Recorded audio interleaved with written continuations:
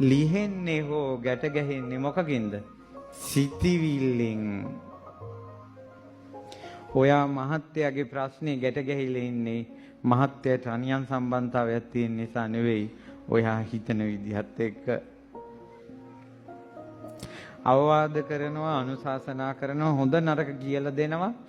මං ගැන හිතන්න බැරි නම් මේ දරුවෝ ගැන හිතලා මෝනේ දැලිගා ගන්න නැතුව අනිත් සමාජයේට මේ ළමයිට හොඳට ජීවත් වෙන්න පුළුවන් විදිහට ජීවත් වෙන්න. ඔන්න මම කිව්වා මට ආයෙ කියන්න දෙයක් නැහැ. මගේ යුතුයකම් ටික මං ඉෂ්ට කරනවා කියලා. පඹේක් හරි මිනිහෙක් විදිහට ඉන්නව නේද කියලා හිත හදාගෙන මේ සංසාරයෙන් මං නිදහස් වෙන්න ඕන කියලා පින් ටිකක් කරගෙන පාඩුවේ ඉන්නවා. අවුලක් නැහැ. උඹ යන තූත්තු කුඩියක ඵලයක් කියලා හිතුවනම් පොඩ අදවත් හිතලා යන්නකෝ. ඔය මිනිස්සු කරක් ගහලා වටේටම ගුටි කාගෙන අවසානයේ ওই පළවෙනි නෝන ළඟටම වැටෙනවා. එදාට කැතකුණු අතගාලා කන්න බොන්න දෙනකොට ওই මිනිසුන්ගේ පපුවල් පිච්චෙනවා. ඔයා දඬුවම් දෙන්න එපා. ඔයා පොල් ගහන්න එපා. ඔයා සාප තියන්න එපා. හිතෙන් අත්හරින්න ඕක. ඇති දැන් අවුරුදු ගානක් පවුල් කෑවත් දරුවෝ ඇදුවා. ඉදිරියටත් ආය අමුතුවෙන් මොනව ලැබෙන්නද? රටේ ලෝකෙ මිනිස්සු විනාශවන්නේ නැතුව හිත හදාගෙන ඉන්නේ. මිනිස්සු ඇවිල්ලා කේලම් කියයි. අතන ඉන්නවා දැක්කා, මෙතන ඉන්නවා දැක්කා.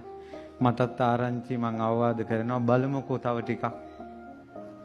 අක්කට ඉතින් ඔච්චරම තේරෙනවා නම් පොඩ්ඩක් අවවාද කරන්නකෝ කියලා උන්දටම අවවාද කරන්න පවරලා ඔයා බණ ටිකක් අහන්න.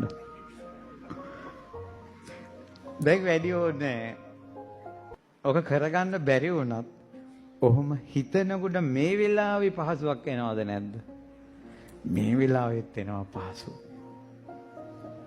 බලන්නකො හිතෙන් ගැටයක් ලිහෙනකොට. හැබැයි ගැටේ තද වෙන්නේ මගේ මහත්තයා කියලා අර රූප වේදනා සංඥා සංඛාර විඥාන පංච උපාදානස්කන්ධේ ග්‍රහණය කරගත්ත ගම ආයෙ හිර වෙනවා. ඇයි මං මගේ පිවිතුරු ආදරයට මෙහෙම කළේ? ඇයි මට මෙහෙම වද දෙන්නේ? ඉතින් මම කියලා මේ වස්තු එහෙම නැත්නම් රූප වේදනා සංඥා සංඛාර විඥාන මේ පංච උපාදානස්කන්ධයට මෙහෙම උපාදාන වෙලා ග්‍රහණය වෙලා විඳව මේ මිනිස්සු ඉන්නේ. මගේ පීඩාවත් ඔබගේ පීඩාවත් මගේ සංසාර ගමනත් ඔබගේ සංසාර ගමනත් මේ විදිහටමයි හැදුනේ. මේ රූප වේදනා සංඥා සංඛාර විඥාන කියන පංච උපාදානස්කන්ධයට ඇල්ලුනා මම මගේ ආත්මය කියලා. තුන රූප වේදනා සංඥා සංඛාර විඥානය කියන එක ඇහැකින් දැක එහෙම අමුතුවේ මානසිකාර කරගන්න තරම් මිනිස්සු ශක්තිමත් නැහැ. ඒ නිසායි මම උදාහරණයක් දුන්නේ නෝනට ඇලීම, මහත්යට, දරුවන්ට, ඉඩකඩම් වලට, කන කරවලට, තමාගේ ඇඟට ඇලීම, ලෙඩ දුක් වලදී වෙන පීඩනය මේ ඔක්කොම මේ ග්‍රහණය වෙච්ච නිසා. දැන් වෙන මිනිස්සු ලෙඩ පිළිකා රෝහලේ ලෙඩු ඉන්නවා, ඇස් රෝහලේ ලෙඩු ඉන්නවා, දැඩිසක්කාර ලෙඩු ඉන්නවා, ළමා රෝහල ලෙඩු ඉන්නවා. ඉතින් ඔය බලලා එන්නේ.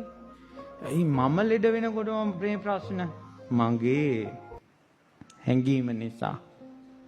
දැන් කෝල් පිළිකා කියන වචනේ මේ කනට කී දහස් වාරයක් ඇහෙන්න ඇතිද? හැබැයි ඔයාට කියනවා ඔයාගේ නම සුමනාවති නම් සුමනාවතීට පිළිකාවා. ඒ එක වචනේ ඇහුන ගමන් ඔයා ලොක් වෙනවනේ. ඔයාගේ මූණේ හිනාව නැති වෙනවනේ. ඇයි මට